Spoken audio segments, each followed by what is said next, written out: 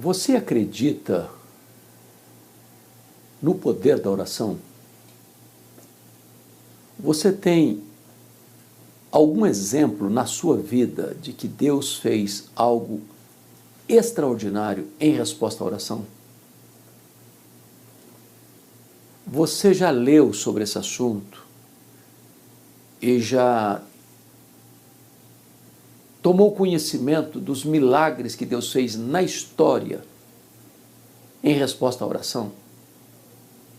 Tiago, irmão de Jesus, escreveu a sua carta e dizem os estudiosos que ele era um homem de oração, seus joelhos eram calejados de tanto orar de joelhos. Lá no capítulo 5, verso 16 da sua carta, ele diz que muito pode, por sua eficácia, a súplica do justo. E ele está falando disso no contexto do profeta Elias, que foi um homem de oração. Ele orou para não chover e durante 3 anos e meio não caiu uma gota d'água em Israel, para trazer a disciplina de Deus a uma nação que havia abandonado a Deus para se curvar diante de Baal, o chamado padroeiro da prosperidade. Elias orou. E diz a Bíblia que o filho da viúva de Sarepta ressuscitou. É a primeira ressurreição registrada na história. Elias orou. E o fogo de Deus caiu no Monte Carmelo, revelando à nação apóstata que só o Senhor é Deus. Elias orou. E as chuvas torrenciais vieram, depois que Baal foi retirado do caminho. Então, muito pode, por sua eficácia, a súplica do justo. Quando eu vou para a Escritura, eu vejo o poder da oração, não da oração em si, porque o poder não está na oração, o poder está no Deus que responde à oração. Mas eu encontro, por exemplo, a cidade de Sodoma sendo sentenciada a ser consumida pelo fogo do juízo divino. E Abraão se põe na brecha da oração. E diz a Bíblia que Deus se lembrou da oração de Abraão e salvou Ló e as suas filhas, em resposta à oração de Abraão. Você vai encontrar Moisés orando e os milagres de Deus ocorrendo naquela jornada de 40 anos do povo pelo deserto. O mar se abre, água brota da rocha, coluna de fogo, coluna de nuvem, inimigos desbaratados. Deus fazendo coisas estupendas. Chegou um momento em que a ira de Deus se acendeu contra o povo e Deus havia tomado a decisão de destruir aquele povo. Começou uma nova geração por meio de Moisés e Moisés se pôs na brecha e Deus salvou a nação em resposta à oração de Moisés. Você vai encontrar um Josué orando e Deus parando o sol em resposta à oração dele. Você vai encontrar um profeta Isaías orando e Deus retrocedendo 10 graus na sombra no relógio de Acás. Você vai encontrar homens de Deus orando e Deus fazendo milagres. Milagres, como aconteceu no ministério de Samuel. Vitórias militares expressivas em resposta à oração. Você vai encontrar Davi orando e Deus fazendo coisas tão grandes, tão estupendas, tão extraordinárias. Você vai encontrar o rei Josafá orando. e Deus instruindo a nação, e uma coalizão de inimigos prontos a atacar Jerusalém, eles são desbaratados. Eles se engalfinham entre eles, se autodestroem. Resposta à oração. Você vai encontrar o rei Ezequias orando, Jerusalém sitiada por um poderoso exército, o exército assírio, que tomara as 10 tribos do norte, Israel, e afrontosamente dizendo para o rei: pode se render, porque Deus não vai livrar você da minha mão. E ele ora. E Deus escala um anjo e mata 185 mil soldados assírios ao redor de Jerusalém, em resposta à oração. Quando você ora, o céu se move, o inferno treme e milagres acontecem na terra. Quando você trabalha, mas quando você ora, Deus trabalha. Deus age, e age por meio da oração.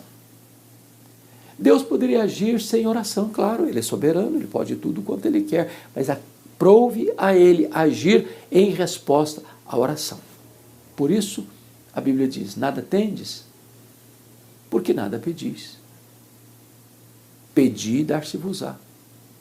Batei, buscai e achareis. Batei e abrir-se-vos-á. Porque todo que pede recebe, todo que busca encontra, todo que bate abrir-se-lhe-á. Jesus nos ensinou a orar sem esmorecer. Ele foi um homem de oração. Ele orou no seu batismo, ele orou no Monte da Tentação, ele orou para escolher os seus discípulos, ele orou no Monte da Transfiguração,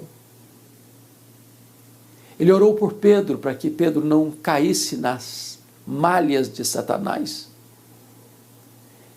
Ele orou com lágrimas e suor de sangue no Getsêmani. Ele orou na cruz. Ele está orando hoje por nós, à destra de Deus Pai, como nosso grande sumo sacerdote. Seus discípulos viram-no orando e pediram: ensina-nos a orar.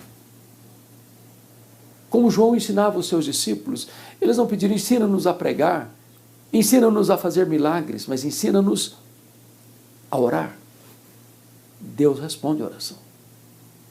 Deus age por meio da oração. Os apóstolos aprenderam a orar com Jesus. E você vai perceber que o avivamento ou o derramamento do Espírito Santo veio em resposta à oração. Lá em Atos 1,14, todos estavam unânimes, perseverando em oração. E então, Atos capítulo 2, versículo 3, diz que quando eles estavam assentados, orando, o Espírito Santo foi derramado sobre eles. Pedro e João vão ao templo para orar. E um milagre acontece. O paralítico anda. A igreja ora. E os sinais de Deus vão acontecendo. Lá em Atos, somos informados que, diante da perseguição dos judeus, da ameaça contra eles, a igreja ora, a casa treme, e eles são revestidos com poder e pregam com intrepidez a palavra de Deus. Então os apóstolos oram, os diáconos oram, os presbíteros oram, a igreja ora, a igreja avança de joelhos. Não há poder sem oração, e não há cristianismo sem poder.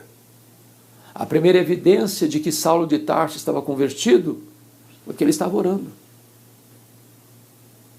A igreja precisa orar. A igreja necessita orar. Não há igreja verdadeira sem oração. Então, eu quero aqui encorajar você a ser alguém que conheça a intimidade de Deus. Na minha vida eu já tenho tido exemplos tão lindos de oração. Resposta de Deus à oração. E eu vou lhe compartilhar 2 experiências pessoais para encorajar o seu coração.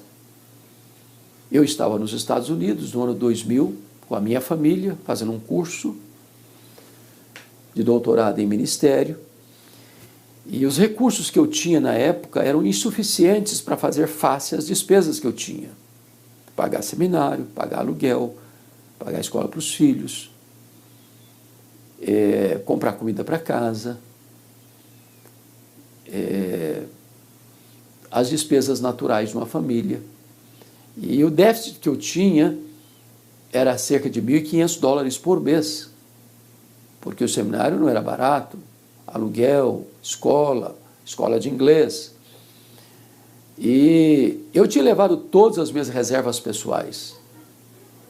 Tive que comprar um carro velho, porque onde eu morava não tinha transporte público, o carro quebrou, não tinha dinheiro para consertar, não tinha mais dinheiro para pagar seminário, as minhas reservas duraram apenas 5 meses. E eu tomei uma decisão, chamei minha esposa, e nós fomos buscar Deus em oração.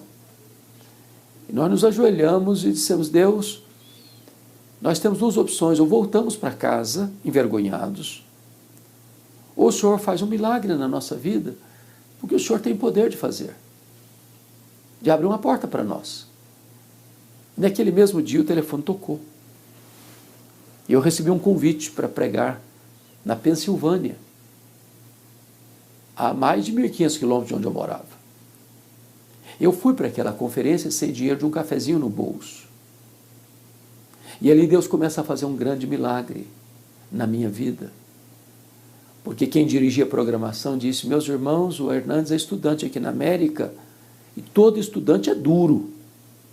Não precisa nem ser um profeta para falar uma coisa dessa. O certo é que eu saí daquele encontro com mais de $5.500 de oferta. Um pastor me procurou na saída, falei: eu vou lhe mandar $300 por mês até você terminar o seu curso. E eu voltei para casa chorando. Tirei o carro da oficina, paguei seminário, paguei aluguel, fiz compra para casa, ainda sobrou um troco ainda. Na semana seguinte, um outro convite para pregar em New Hampshire, a mais de 2.500 quilômetros de onde eu morava. Estou pregando meu último sermão, quando um presbítero vem por trás de mim e bota um bilhete dentro da minha Bíblia. Eu não sei o que está acontecendo com você, mas Deus tocou o meu coração. Eu vou lhe mandar $600 por mês até você terminar o seu curso. Me deram uma oferta de $2.500.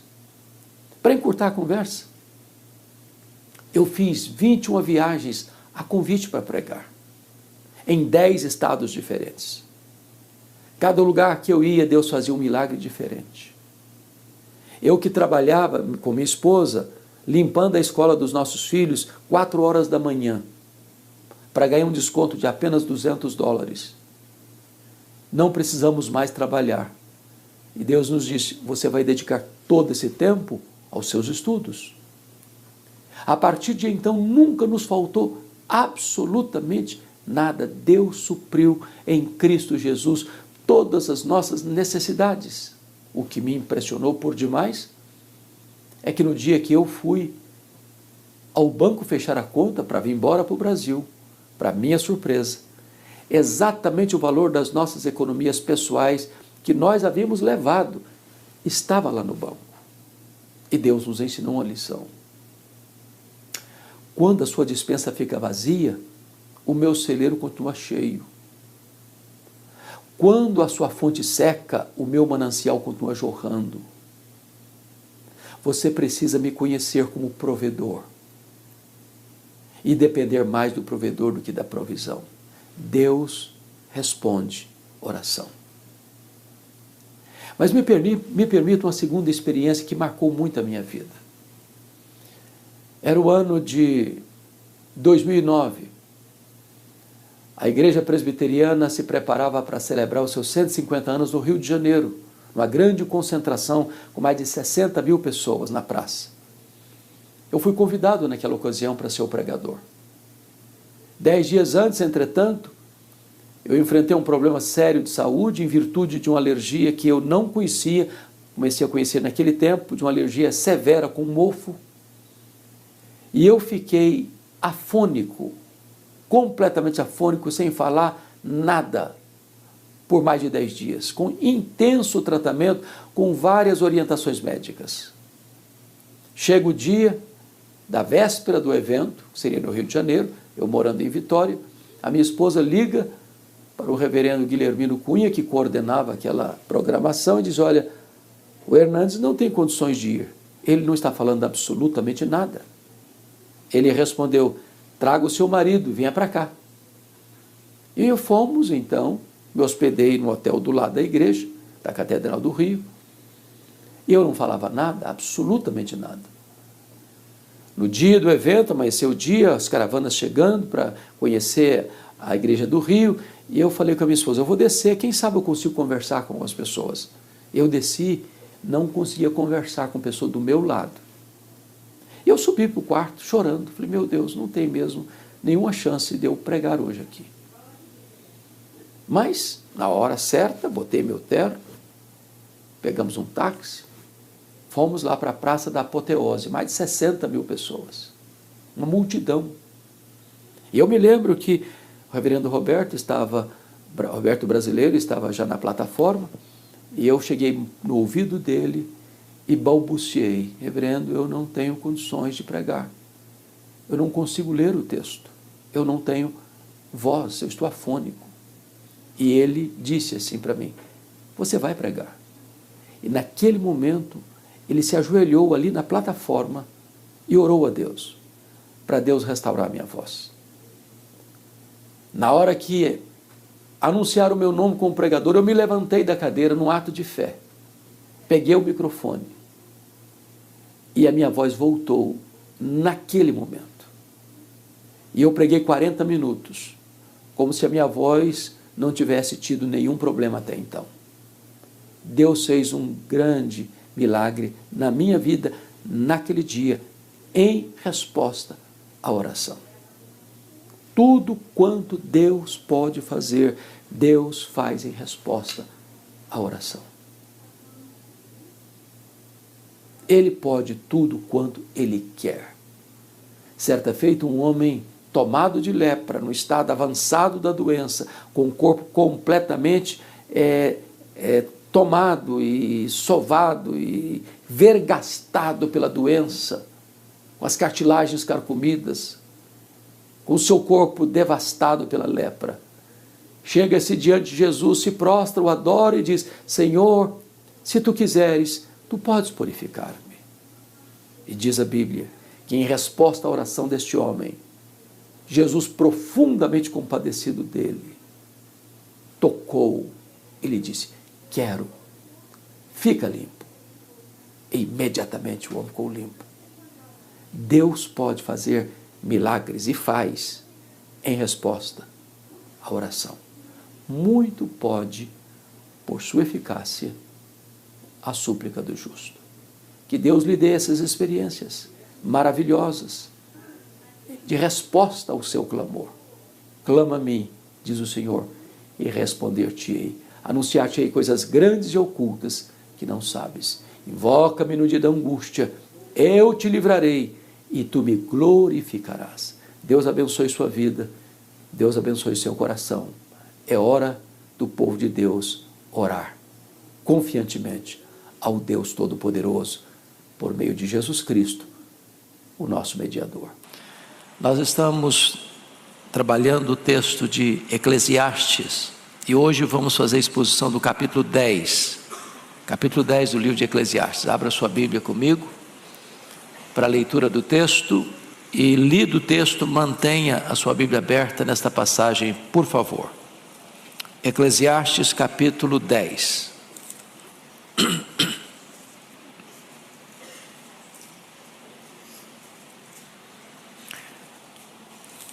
Esse texto diz assim: qual a mosca morta faz o unguento do perfumador exalar mau cheiro, assim é para a sabedoria e a honra um pouco de estultícia. O coração do sábio se inclina para o lado direito, mas o do estulto para o da esquerda. Quando o tolo vai pelo caminho, falta-lhe o entendimento, e assim a todos mostra que é estulto. Levantando-se contra ti a indignação do governador, não deixes o teu lugar, porque o ânimo sereno acalma grandes ofensas. Ainda há um mal que vi debaixo do sol, o erro que procede do governador, o tolo posto em grandes alturas, mas os ricos assentados em lugar baixo. Vi servos a cavalo e príncipes andando a pé, como servos sobre a terra. Quem abre uma cova, nela cairá, e quem rompe um muro, mordê-lo-á uma cobra. Quem arranca pedras será maltratado por elas, e o que racha lenha expõe-se ao perigo. Se o ferro está embotado e não se lhe afia o corte, é preciso redobrar a força, mas a sabedoria resolve com bom êxito. Se a cobra morder antes de estar encantada, não há vantagem no encantador. Nas palavras do sábio, há favor, mas ao tolo os seus lábios devoram. As primeiras palavras da boca do tolo são estultícia, e as últimas, loucura perversa. O estulto multiplica as palavras, e ainda que o homem não sabe o que sucederá, a quem lhe manifestará o que está depois dele? O trabalho do tolo fatiga, pois nem sabe ir à cidade. Ai de ti, ó terra, cujo rei é criança, e cujos príncipes se banqueteiam já de manhã. Ditosa tu, ó terra, cujo rei é filho de nobres, e cujos príncipes se sentam à mesa a seu tempo, para refazerem as forças e não para a bebedice. Pela muita preguiça desaba o teto, e pela frouxidão das mãos goteja a casa. O festim faz-se para rir, o vinho alegra a vida, e o dinheiro atende a tudo. Nem no teu pensamento amaldiçoes o rei, nem tampouco no mais interior do teu quarto o rico, porque as aves dos céus poderiam levar a tua voz, e o que tem asas daria notícia das tuas palavras. Bom, eu quero tratar com vocês hoje sobre o seguinte tema: a diferença entre o sábio e o tolo. Qual é a diferença entre o sábio e o tolo? É desse assunto que o capítulo 10 vai tratar. Bom, no capítulo anterior, no capítulo 9, dos versos 13 a 18, Salomão tratou do poder da sabedoria. Ele fala desse poder da sabedoria nos versos 13, 14 e 15, quando ele conta a história de um homem que vai invadir uma cidade com um exército, e dentro da cidade tem um homem sábio, e a sabedoria desse homem é maior do que a força do exército invasor. Depois ele vai mostrar a sabedoria priorizada, quando ele vai dizer no verso 16: melhor é a sabedoria do que a força. Muita força bruta, sem sabedoria, não vai ter bons resultados. E ele vai mostrar a sabedoria aplicada no verso 18: melhor é a sabedoria do que as armas de guerra, ou seja, estratégia, planejamento, é muito melhor do que muita força, sem plano, sem diretriz, sem sabedoria. Ele deixou o assunto sabedoria, agora ele entra no capítulo 10, para fazer um contraste com essa sabedoria, e mostrar o que é a tolice, o que é a estultícia. Então vamos ver qual é a influência desta tolice. Primeiro, cuidado com o efeito desastroso da tolice, da estultícia. E ele começa no versículo 1, a estultícia pode botar tudo a perder. E ele ilustra. Versículo 10, leia comigo, todo mundo. Qual a mosca morta faz o unguento do perfumador exalar mau cheiro? Assim é para a sabedoria e a honra, pouco de estultícia. O que é um unguento? Unguento é essência. É essência. Então todos vocês sabem disso. Você compra um perfume, esse perfume é resultado de uma essência que foi trabalhada. Por exemplo, você lê lá em João 12, que Maria tinha um vaso de alabastro cheio de um perfume preciosíssimo, feito de quê?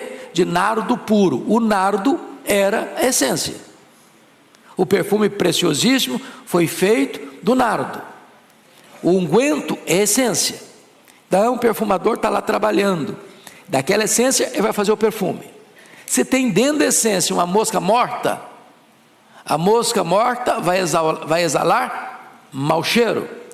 Tudo que ele produzir dessa essência, desse unguento, vai ter o mau cheiro, vai comprometer a qualidade do seu produto. É uma ilustração muito simples, mas muito eloquente, muito clara. E o que significa então? Você pode fazer muita coisa certa, você pode acertar 99%, você comete um deslize, um erro, um desequilíbrio, um passo em falso, uma escorregadela, e tudo aquilo que você fez fica o quê? Comprometido, em virtude de uma postura, de uma atitude, de uma palavra, de um ato, de uma ação, de uma reação irrefletida, tola, estulta. Está claro isso? Então, o ponto aqui da sabedoria é o seguinte: você precisa vigiar, acautelar-se, porque basta um passo em falso e as pessoas vão lembrar desse passo em falso e não de uma vida toda numa jornada reta. É igual uma mosca que cai no unguento do perfumador. Pois bem, você poderia ilustrar isso biblicamente com a história do Davi, né? O Davi foi um rei extraordinário. O Davi foi o homem que expandiu o território de Israel. O Davi foi o homem que conquistou e dominou todos os inimigos à volta de Israel. Davi foi um homem de Deus, segundo o coração de Deus, um pastor, um guerreiro, um líder, um rei. Mas um passo em falso que ele deu, numa tarde desavisada da vida, maculou a sua biografia. Segunda coisa que esse texto vai dizer é que a estultícia faz más escolhas. Verso 2, todo mundo comigo. O coração do sábio se inclina para o lado direito, mas o do estulto para o da esquerda. Calma, muita calma nessa hora. Muita calma nessa hora, porque certamente Salomão não está aqui tratando do espectro político, ideológico, ou do ideológico político, tá? Então não estou ofendendo ninguém, nem da direita nem da esquerda aqui. É que na linguagem bíblica, o lado direito é o lado certo. Na linguagem bíblica, o lado esquerdo é o lado errado. É por isso que no dia do juízo final, como é que vai ser? O Senhor vai dizer aos que estiverem à sua esquerda: apartai-vos de mim. Ele vai dizer aos que estiverem à sua direita: vinde benditos de meu Pai. Então é uma linguagem bíblica. Por exemplo, quando Jacó vai abençoar os filhos de José, como é que chamava os filhos de José? Manassés e Efraim. Quem era o mais velho? Manassés. Quem era o caçula? Efraim. Qual era a cultura da época? É que o mais velho, o primogênito, recebia benefícios maiores. Até a herança dele era maior. Então o que José esperava? que o Jacó botasse a mão direita em cima da cabeça de quem? Do Manassés, e botasse a mão esquerda na cabeça do Efraim. O Jacó cruzou as mãos, e o José ficou bravo com ele. Não, meu pai, o senhor está errado. Não, o mais velho é o Manassés, bota a mão direita na cabeça do mais velho. Não, meu filho, eu sei o que estou fazendo, Então, qual o problema do tolo? É que o tolo toma a decisão errada. O coração dele se inclina para a esquerda, para o lado errado. E isso significa que o cuidado é do coração. A Bíblia diz: tudo que você deve guardar, guarde o quê? Seu coração, porque dele procedem as fontes da vida. O que está lá no Salmo 119, versículo 11? Guardo a tua palavra no meu coração, para não pecar contra ti. Então você guarda a melhor coisa, a palavra de Deus. Você guarda no melhor lugar, no seu coração. Você guarda com o melhor propósito, para não pecar contra Deus. Então, o tolo não sabe fazer a escolha certa. O lado de cá é o lado certo, o lado de lá é o lado errado. Ele larga o lado certo e vai para o lado errado. Ele não tem discernimento, sabedoria para fazer as melhores escolhas na vida. Tem gente fazendo as coisas erradas na vida? Esse é o tolo. Deus diz assim para ele: eu boto diante de você a vida e a morte. E Deus diz: escolha a vida para que você viva. Mas apesar disso, ele escolhe a morte. Terceiro lugar, a estultícia ou a tolice é espalhafatosa. Leia o verso 3 comigo, por gentileza. Vamos todos. Quando o tolo vai pelo caminho, falta-lhe o entendimento, e assim a todos mostra que é estulto. Em outras palavras, o tolo é tagarela. Todo mundo fica sabendo que ele é tolo, porque não consegue ficar calado. A Bíblia diz que até o tolo, quando se cala, é tido por sábio. Mas quando a pessoa fala, sem parar, ela não consegue ficar calada. Quanto mais ela fala, mais ela erra, mais todo mundo fica sabendo que ela é tola mesmo. Por isso que a Bíblia diz assim: todo homem seja pronto para ouvir, tardio para falar, e tardio para irar também. Então, a loquacidade do tolo potencializa a sua tolice, porque ele não consegue ficar calado, ele não consegue. Então esse é o primeiro ponto, cuidado com o efeito desastroso da tolice. Vamos ao segundo ponto: cuidado com um governo insensato. Salomão era rei, e ele não podia deixar de fora da pauta dos seus ensinos a questão política. Então, ele vai tratar aqui dos perigos de um governo insensato.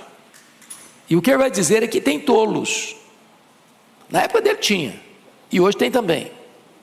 Tem gente tola no palácio, no parlamento, nas cortes, na indústria, no comércio, até na igreja e também na família. Ou seja, tem gente tola em todos os setores da sociedade. Mas agora ele vai descrever o perigo que é ter um tolo governando. Um tolo governando. Então, quais são os cuidados que você precisa ter com o governo tolo? Primeiro, reaja transcendentalmente à perseguição, porque os governos tolos perseguem. Os governos tolos não aceitam o contraditório. Os governos tolos oprimem quem discorda deles. O governo tolo vai sempre ter o chamado caça às bruxas, porque não suporta oposição. Então, vamos ler o verso 4, todos juntos comigo, por favor. Verso 4: levantando-se contra ti a indignação do governador, não deixes o teu lugar, porque o ânimo sereno acalma grandes ofensas. O que ele está querendo dizer aqui é que você precisa reagir com sabedoria diante de uma perseguição de um governo tolo. Ele vai perseguir você.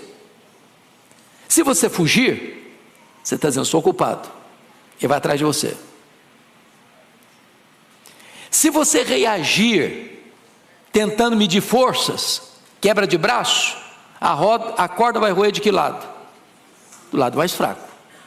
Ele está com a máquina na mão, você não consegue resisti-lo. Qual é a postura? Ele diz: a postura é uma reação transcendental, mostrando o quê? Ânimo sereno, dando provas de que você é inocente. A resposta branda desvia o furor, mas a palavra dura suscita ira. É por isso que a Bíblia diz assim: é melhor o longânimo do que o herói de guerra, e o que domina o seu espírito é mais forte do que quem domina uma cidade. Então, controle emocional. Está faltando um pouco dos nossos políticos controle emocional? Controle emocional. É isso que ele está dizendo. Isso levou um cidadão chamado Mark Twain a dizer o seguinte: suponho que você seja um idiota. Ele está brincando, viu, gente? Ele está aqui um pouco apimentado, mas escuta a frase dele: suponho que você seja um idiota, e suponha que você seja membro do Congresso. Perdão, estou me repetindo. Bom, ele pegou pesado demais, né? Nós não concordamos com ele não, mas tudo bem. Ou seja, não meça forças, não fuja, demonstre o que? Serenidade. É assim que você lida com um governo tolo. Segundo, o mal de um governo tolo. Leia comigo versos 5 e 6, toda a igreja comigo, vamos lá. Ainda há um mal que vi debaixo do sol, erro que procede do governador, o tolo posto em grandes alturas, mas os ricos assentados em lugares baixos. Então, um tolo governando e os sábios sendo governados. Não é uma inversão? O que é o normal? É que o sábio governe e os tolos sejam governados, até para ficarem sábios. Mas quando essa inversão na sociedade, e você põe um tolo no governo, que só um tolo só vai para o trono se os tolos botarem no lá. Já escutou aquela frase que cada povo tem o governo que merece? É isso que Salomão está dizendo. Como é que um tolo chega no governo, no poder? Porque os tolos botaram ele lá, abriram o caminho para ele. Então, quando as pessoas erradas conquistam o poder, tudo é virado de ponta cabeça. Há uma inversão de valores. E o melhor exemplo disso é o filho do Salomão. Salomão foi um rei sábio, mas e o filho dele? O Roboão. Lembram disso? Quando Salomão morreu, o filho que assumiu o trono era Roboão. E aqui, vamos parar um pouquinho aqui para dar essa nota de rodapé. Gente, não tem luxo sem que alguém pague a conta. Não tem almoço grátis. Se tem alguém comendo de graça, alguém está pagando essa conta. Sim ou não? Sim. Como é que era a corte de Salomão? Era muito luxo, era muita pompa, era muita gente comendo na mesa real todo dia. O que Salomão fez? Ele dividiu todo o território dele em 12 províncias, e cada província dessa tinha que abastecer a mesa real. Você vai abastecer esse mês, você aquele mês. Todo mês tinha um grupo da nação trabalhando para sustentar a mesa real. Era muita carne, era muita bebida, era muito isso, era muito aquilo, era muita pompa, era muito luxo, era muita fartura, era muita gastança. Quem está pagando a conta? O povo. O governo precisa arrecadar mais, mais imposto, mais tributo, mais isso, mais aquilo. Quem está pagando a conta? O povo. Tem outra fonte para tirar? Não tem, é do povo, é do bolso do povo. Então, quanto mais o governo quer, mais pobre fica o povo, mais oprimido fica o povo, porque está tirando de uma única fonte, que é do povo. Pronto. Salomão morreu, o povo aproveitou, falou: agora é hora de fazer a reivindicação, agora nós vamos pedir para mudar as regras, porque desse jeito não dá mais. Aí quando chegaram para o Robão, falou: Robão, você alivia aí, meu filho, porque nós não aguentamos mais pagar tanto imposto. O Roboão, insensatamente, não escutou o conselho dos maduros na experiência, os idosos, e foi atender um conselho mais insensato do que ele estava vivendo já, dos jovens da época. Não, o povo só obedece debaixo do cabresto. Tacão, bota a mão mais pesada ainda em cima desse povo, só assim que eles vão te obedecer. O que aconteceu? O reino dividiu. Tinham 12 tribos, 10 das 12 tribos seguiram a liderança de Jeroboão, e ele ficou só com 2 tribos, Judá e Benjamim. Então, um governante tolo, ele não só oprime o povo, ele divide o povo. Mas mais do que isso, um governo tolo, ele demonstra inversão de valores. Leia o verso 7 comigo, inversão de valores, verso 7, todo mundo.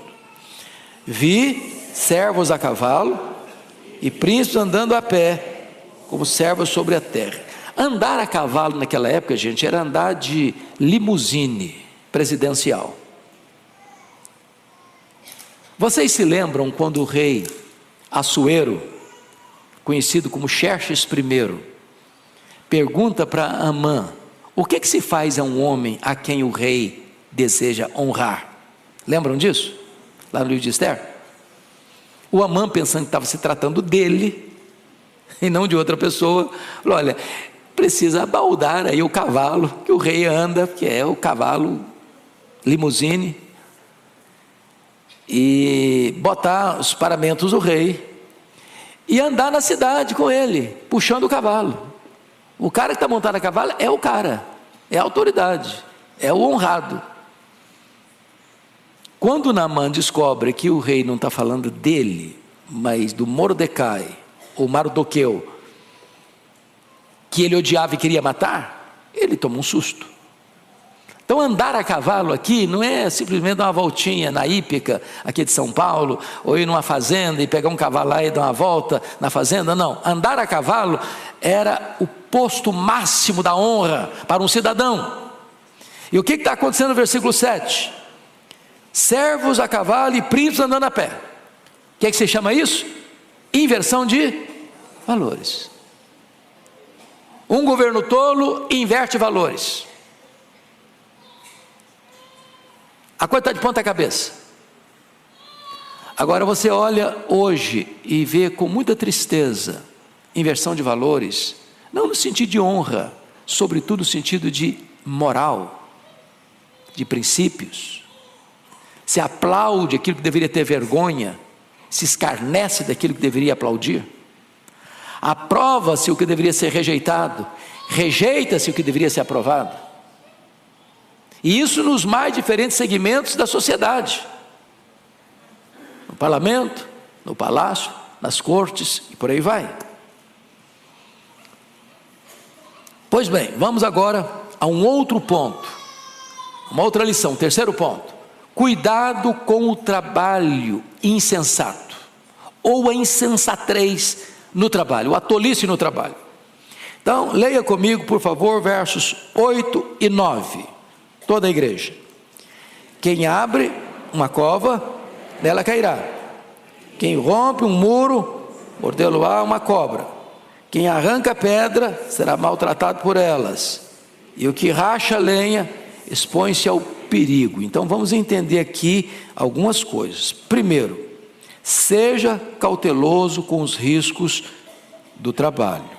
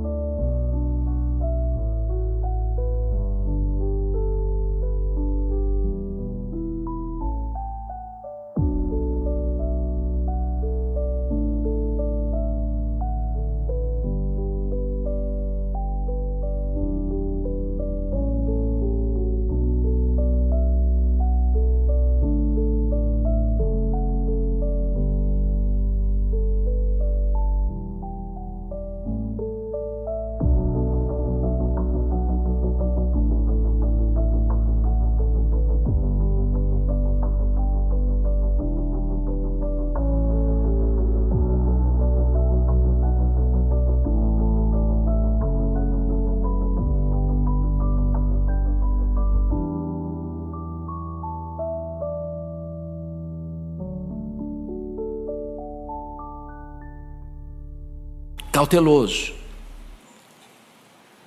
Ou seja, o que ele está dizendo para nós aqui? Se você vai abrir uma cova, você tem que ter muito cuidado para você não cair lá dentro. Você tem que ter os devidas precauções de instrumentos de trabalho, de roupa de trabalho, para que você, ao abrir uma cova profunda, não seja vítima do seu próprio trabalho. Aí ele usa outra expressão: quem rompe um muro, mordê-lo uma cobra. Ou seja, as cobras costumam ficar escondidas nas brechas dos muros. Então você não vai chegar assim de cara limpa de qualquer jeito, não. Você vai chegar com cautela. Você precisa saber que por trás daquele muro está sendo destruído para levantar outro, tem situações de perigo, e você seja precavido. Aí ele usa outra expressão: quem arranca pedra será maltratado. Você já foi numa pedreira? Eu sou lá do Espírito Santo, e lá você sabe que hoje o maior produtor de rochas ornamentais do mundo, granito, muito granito. E aí, se você chega naquelas pedreiras que não fizeram um trabalho profissional lá no começo, você vê tanta pedra, mas é pedra demais, a terra fica completamente destruída, improdutiva, não dá para animal andar, não dá para você andar. Se você está mexendo com pedra, cuidado, que salta uma laça de pedra aí, te machuca, te fere. Então, cautela com o seu trabalho, se ele é perigoso. Ele usou a expressão: o que racha lenha expõe-se ao perigo. Você já rachou lenha na vida? Acho que quem morou na roça aqui? Só eu? Não, tem mais gente. Opa, tem amigos aqui. Você já rachou lenha para fogão a lenha? Você tem que ter cuidado, que uma lasca daquela pode vir em você. Então, o que ele está dizendo? Você vai fazer o seu trabalho? Quais são os riscos do seu trabalho? Quais são as precauções que você precisa ter no seu trabalho? É claro que hoje talvez é outro tipo de risco, mas o princípio é o mesmo. Todo trabalho expõe você a um determinado risco. Seja cauteloso, proteja-se. Não apenas você vai proteger o outro, proteja você mesmo. Esse é um conselho simples, mas de sabedoria. Segundo ponto: tempo gasto em amolar o machado não é tempo perdido. Leia comigo o verso 10, por favor. Se o ferro está embotado, não se lhe afia o corte, é preciso redobrar a força, mas a sabedoria resolve com bom êxito. Então, eu acho que alguns aqui já mexeram com machado. Quem já cortou uma árvore com machado aqui? Vamos ver. Rapaz, que coisa chique, hein? O que é fundamental se você vai cortar uma árvore ou uma tora com um machado? É que ele seja o quê? Afiado. Já tentou cortar uma árvore com machado cego? Vamos pegar uma figura talvez mais democrática. Você já tentou trabalhar na cozinha com a faca cega? É horrível, não é não? Você vai cortar a massa, a coisa, mas não corta. O que ele está querendo ensinar? O que ele está querendo ensinar é o seguinte: que o tempo gasto em amolar o machado não é tempo perdido. Você precisa se especializar naquilo que você faz. Você é um agricultor que lida com ferramentas como machado, então você vai afiar o seu machado. Você é um profissional, de que área é a sua profissão? Você vai estudar para ser o melhor. Qual a sua área? Você não pode ficar para trás, e nem ficar no meio, porque o meio é o medíocre, é o que fica no meio, mediano. Você vai empenhar-se um pouco mais, esforçar-se um pouco mais, dedicar-se um pouco mais, afiar mais o seu machado, para você ter destaque, sucesso no seu trabalho. Você vai ter uma modalidade esportiva, por exemplo, uma Olimpíada. A imprensa destaca quem? Os 3 que foram para o pódio. Tem 100 esportistas lá, na mesma modalidade. Quem que o mundo conhece? Quem subiu ao pódio. E qual a diferença de quem subiu ao pódio para quem não subiu? Às vezes um segundo, às vezes um tempinho a mais de treino. Eu não sei quantos aqui foram da era Zico, no Rio de Janeiro. Bom, vou confessar, sou flamenguista, melhor time do Brasil, com respeito aos demais. Eu sou capixaba torce para o time do Rio. Então, vocês que são cabecinha branca, lembram do Zico? Ele era chamado o Rei do Rio. E aí, bater falta para ele era um gol, quase garantido. E um dos colegas dele, um zagueiro chamado Moser, diz que quando todo mundo ia embora, o Zico ficava sozinho no campo. Botava a barreira e batia a falta, e batia a falta, e batia a falta, e batia a falta, e batia a falta. Não errava, era muito raro ele errar uma. Mas para que ele fosse o homem excelente que foi no esporte, afiou o machado, afiou o machado, afiou o machado, afiou o machado. Isso em qualquer área da vida. Então eu quero aqui estimular você a se tornar um especialista. Agora vamos fazer aplicação espiritual. Você é crente? Afia o seu machado, varão. Não seja crente meia boca. Não esteja crente sem corte. Seja crente de verdade. É essa lição que o texto está querendo nos passar. Eu não sei se você já viu essa brincadeira, é brincadeira com certeza, mas dizem que vai fazer uma obra, por exemplo, você vai fazer uma obra. Qual a diferença entre um japonês e um português, um brasileiro? Que o japonês planeja 11 meses para executar num mês. O brasileiro planeja um mês para executar em 11 meses. Planejamento vai diminuir o seu trabalho, o seu esforço, seus gastos. Afia o seu machado. Bom, então vamos a uma outra lição de cuidado com o trabalho. Seja cauteloso com os riscos do seu trabalho. Primeiro, tempo gasto é amolar o machado, não é tempo perdido. Terceiro, haja com celeridade, com rapidez. Leia o verso 11 comigo. Vamos juntos. Se a cobra morder antes de estar encantada, não há vantagem no encantador. Bom, o que ele está querendo dizer aqui? A ênfase aqui está na rapidez, na celeridade. Um atraso pode ser fatal. Dizem os entendidos que as cobras não têm ouvidos externos, como nós temos. Captam as ondas sonoras pela estrutura óssea da cabeça. Ou seja, não é a música do encantador que encanta a cobra, que enfeitiça a cobra, mas os movimentos rápidos do encantador. Não é a música está lá só para enganar a pessoa que está fazendo, botando dinheiro lá para o camarada fazer a apresentação dele. É um movimento rápido. A cobra não está nem escutando a música. Ela está vendo um movimento rápido. Agora, se o encantador não tem agilidade, não tem rapidez, não tem celeridade, pá, a cobra morde nele. Se a cobra mordeu nele, ele perdeu a aposta. Ele não vai ganhar dinheiro, ele vai ser vítima. O que representa isso para nós, irmãos? Você não apenas precisa ter machado afiado, mas você precisa ter rapidez. Nós chamamos isso de eficiência. Capacidade. Sabe o que vai fazer e faz com destreza, faz com agilidade, faz com rapidez, faz com eficiência, faz com conhecimento de causa.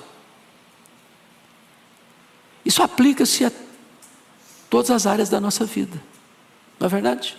Não basta fazer, você tem que fazer com rapidez.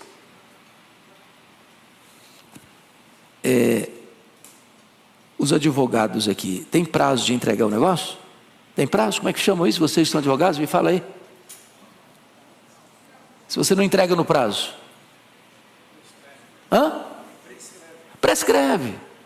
Perdeu. Não adiantou você fazer bem feito. Você tem que fazer bem feito no tempo certo, na hora certa. Se atrasar, vai tudo por água abaixo, compromete tudo.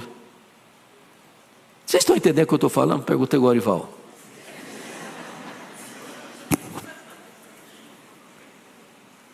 Então pensa na sua área lá. Qual a sua área profissional? Não precisa falar não. Sua área. Você é rápido. Você é ágil. Você faz a coisa certa, da maneira certa, no tempo certo. Ou você vai empurrando com a barriga, no tempo que der. Ou se rende à preguiça. Você vai cochilar um pouco, quem sabe amanhã dá prazo, quem sabe amanhã eu faço, outro dia eu faço. Tem uma ave lá no meu estado, chamado bacurau. E o bacurau é uma ave noturna, uma ave marrom. E sabe o que o bacurau canta e só canta isso? Amanhã eu vou, amanhã eu vou, amanhã eu vou. E não veio até hoje, e não vai vir nunca. Só promessa. Não tem rapidez, não tem agilidade. Então faça a coisa certa, machado afiado, mas faça no tempo certo, senão a cobra te pega. Senão a cobra te pega, se você não fizer na hora certa. Bom, dito isto, Vamos agora para um outro aspecto do texto, né? Quarta lição do texto: cuidado com a língua insensata. Então, o perigo das palavras destruidoras, versículo 12, toda a igreja comigo. Nas palavras do sábio há favor, mas ao tolo os seus lábios devoram. Quando o tolo fala, não tem favor, não tem edificação, não tem bênção, não tem instrução, não tem ajuda. Mas quando o tolo abre a boca, ele devasta tudo. Lá em Tiago, capítulo 3, diz que essa palavra do tolo é comparada com um fogo destruidor. É comparada como um incêndio. É comparado como um veneno de uma víbora. Aliás, dizem que o animal mais perigoso do mundo, o mais venenoso do mundo, é aquele animal que se esconde atrás da toca dos dentes. Indomável, venenoso, mortífero, a língua do tolo. É por isso que a Bíblia diz assim, lá em Provérbios 18, 21, a morte e a vida estão no poder da língua. Quem bem a utiliza, come do seu fruto. Segundo lugar, o perigo das palavras pervertidas. Versículo 13, leia comigo. As primeiras palavras da boca do tolo são estultice, e as últimas, loucura perversa. Então, do começo ao fim, a boca do camarada é um problema. Tem gente que quando abre a boca, pode escrever, é problema. Ele chega e abre a boca, tem problema, tem confusão, tem briga, tem discórdia. Ele chega, ele transtorna o ambiente. Ele abre a boca, ele abre uma cova, uma sepultura. As pessoas são machucadas, são feridas, gera contenda, induz ao erro e mata. Mas, em terceiro lugar, Salomão fala do perigo das palavras descontroladas. Versículo 14, aliás, versículo 14. Leia comigo aí, por favor. O estulto multiplica as palavras, ainda que o homem não sabe o que sucederá. E quem lhe manifestará o que será depois dele? Meus irmãos, o tolo prova sua tolice porque não sabe ficar calado. Isso levou Platão, o pensador grego, a fazer a seguinte declaração: homens sábios falam porque têm algo a dizer. Homens tolos falam porque precisam dizer algo. Viu a diferença? O sábio tem algo a dizer, o tolo precisa dizer algo.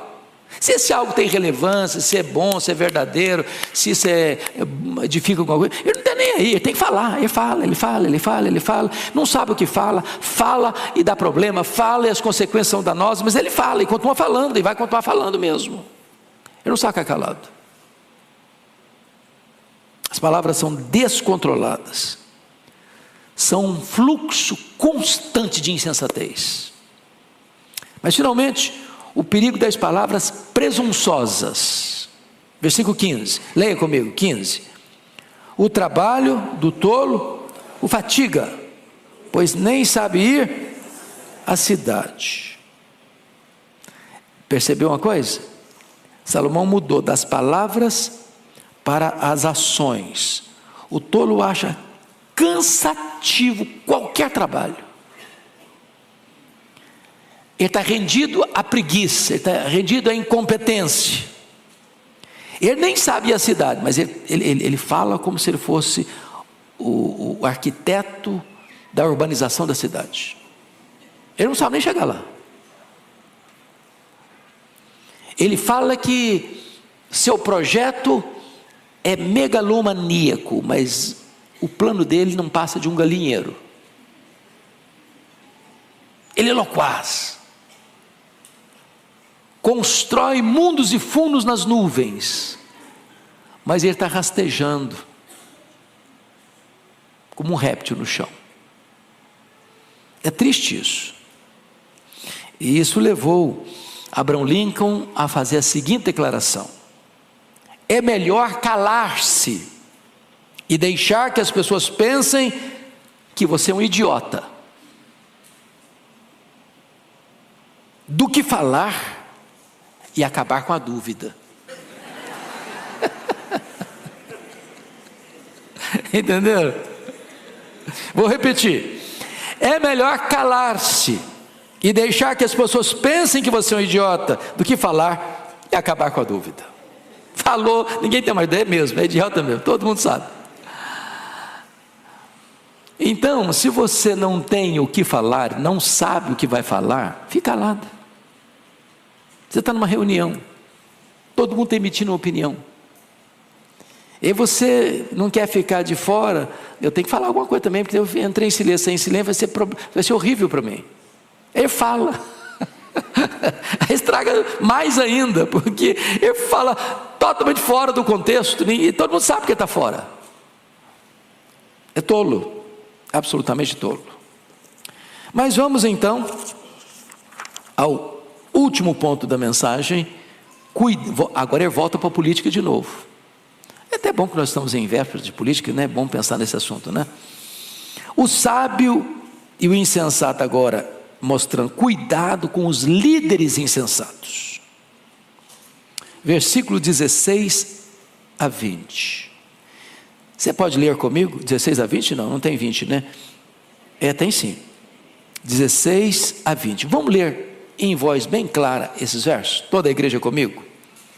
Ai de ti, ó terra, cujo rei é criança, e cujos príncipes se banqueteiam já de manhã.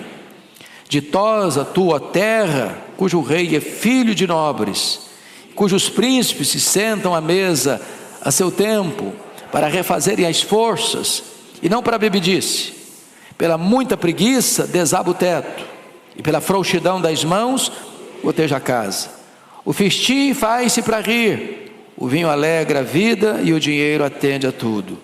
Nem no teu pensamento amaldiçoes o rei, e tampouco no mais interior do teu quarto o rico, porque as aves dos céus poderiam levar a tua voz, e o que tem asas daria notícia das tuas palavras. Então a grande pergunta aqui: quem é o teu rei? Quem é o seu rei? Quem é o seu rei? Sábio ou insensato? E aí você vai perceber que a diferença está na índole, nas práticas. Primeiro, reis com índoles diferentes. Ele fala aqui de um rei criança. Ai de ti, ó terra, cujo rei é criança. E quando ele está falando que o rei é criança, está dizendo que o rei tem faixa etária infantil. Não está falando que ele é uma criança no sentido de idade cronológica. Ele está chamando o rei criança, o rei imaturo. Ele é adulto, às vezes até velho, mas é o quê? Imaturo. E qual é a evidência que um rei é imaturo? Que um líder político é imaturo? Que alguém que foi colocado no poder é imaturo?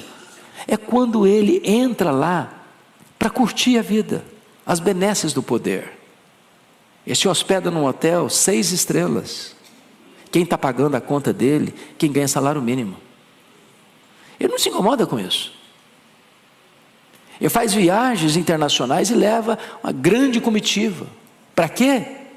Para oferir as benesses do poder. Quem está pagando a conta? O povo. Ele levanta de manhã, ele não está pensando em construir e fazer o bem para o povo, está pensando: como é que eu posso usufruir mais? Como eu posso desfrutar mais? Como a minha equipe pode oferir mais vantagens? Ele está dizendo isso. Ele levanta de manhã para beber.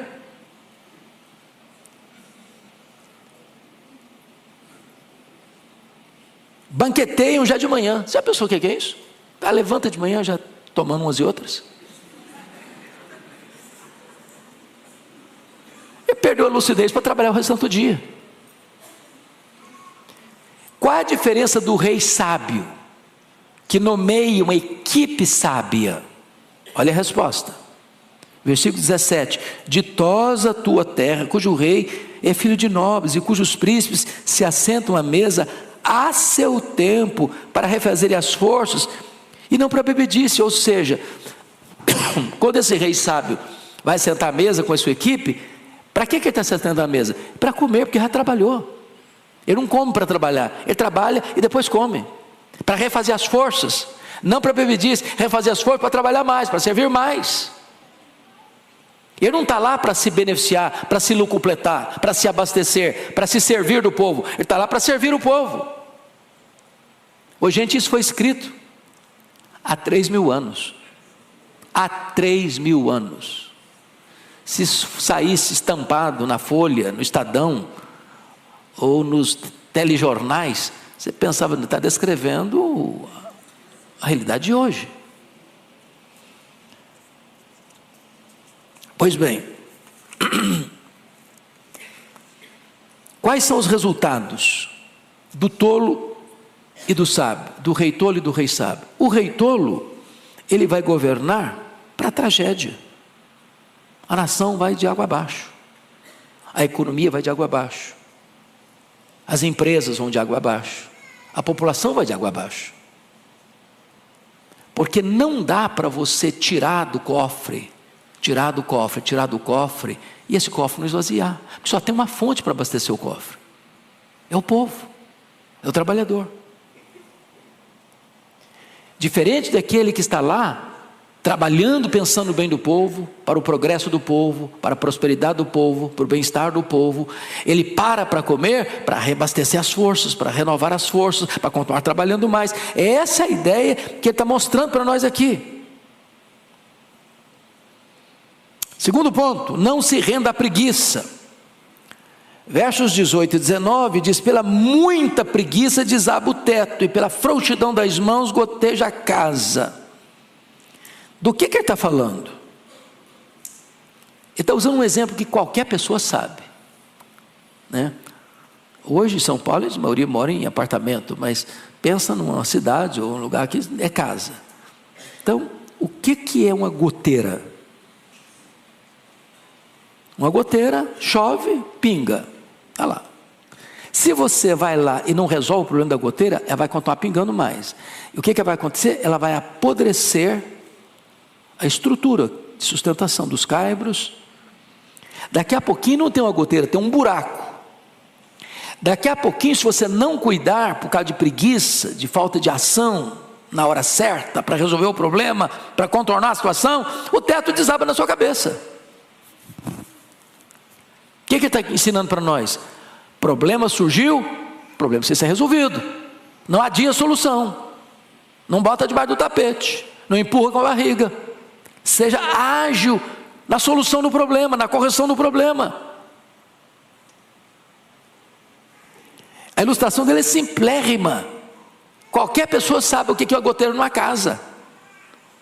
E qualquer pessoa sabe que se um problema surgiu e você não resolvê-lo, você não enfrentá-lo, você não tomar medidas práticas, rápidas para solucionar, o problema só vai crescer, até acontecer uma tragédia.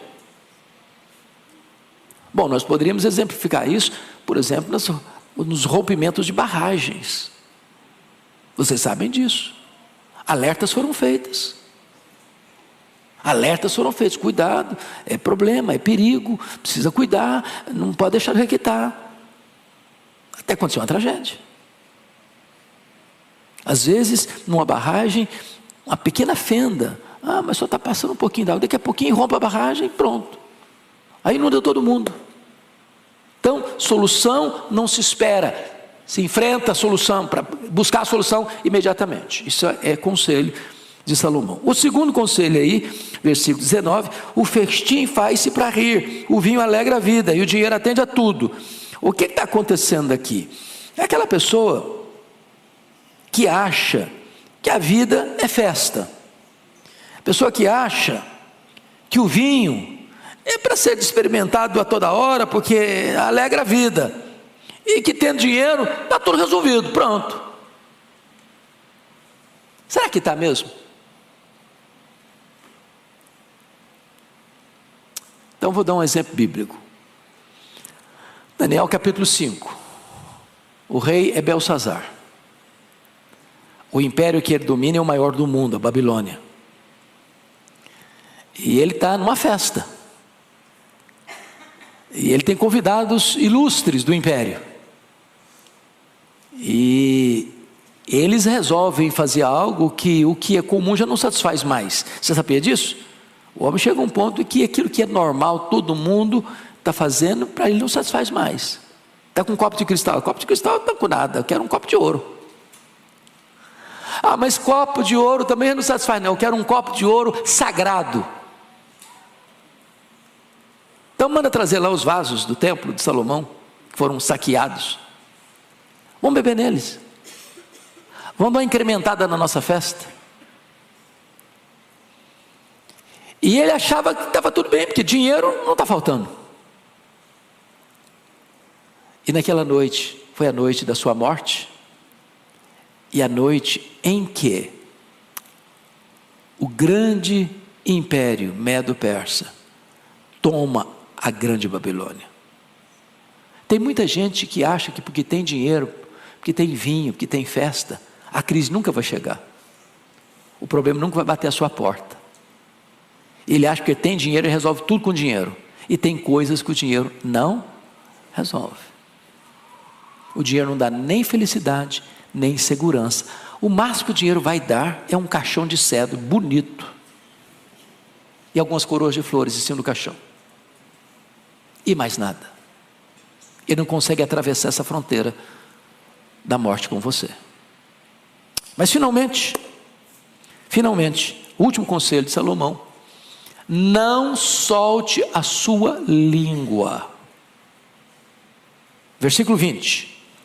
Nem no teu pensamento amaldiçoes o rei, nem tampouco no mais interior do teu quarto o rico, porque as aves dos céus poderiam levar a tua voz, que tem asas daria notícia das tuas palavras. O que ele está querendo dizer com isso? Você precisa ser prudente em seus comentários. Se Salomão falou isso há 3.000 anos, não tinha mídia social. Hoje acabou o quê? A privacidade. Não é verdade? Onde você está, alguém está te vendo, alguém está te filmando, alguém está te gravando. E o passarinho que vai levar essa notícia hoje tem nome, é Twitter. O símbolo do Twitter é um passarinho. Vai twittar e vai arrebentar com você. Prudência, cautela. A minha mãe dizia que boca fechada não entra mosquito. Sabedoria popular. Então, gente, eu espero que Deus, por sua bondade e graça, nos ajude a observar esses conselhos práticos de Salomão, para o bem da nossa vida. Evita muito problema. Paulo, escrevendo aos Efésios, diz algo muito importante sobre esse assunto. E eu vou ler para vocês. Ele diz assim, versículo 29, 4:29, não saia da vossa boca nenhuma palavra torpe, e sim unicamente a que for boa para edificação, conforme a necessidade, e assim transmita graça aos que ouvem. Ou seja, palavra suja, never. Não. Mas você só deve falar aquilo que for para edificação, unicamente se for para edificação. Nem toda palavra boa ou verdadeira deve ser falada a todo tempo, a toda hora, em todo lugar. Tem hora de ficar calado. Tem hora de você não emitir a sua opinião. Tem hora que você tem que ter a prudência da serpente, mais do que a simplicidade da pomba. Tem que ser unicamente se for boa para a edificação, mas tem que ser conforme a necessidade. Tem hora que não tem necessidade. Então, bico calado. Tem que transmitir graça aos que ouvem. Então, Tiago diz que o homem que não tropeça no falar é um perfeito varão. Que Deus nos ajude a ter essa prudência. Vamos ficar em pé?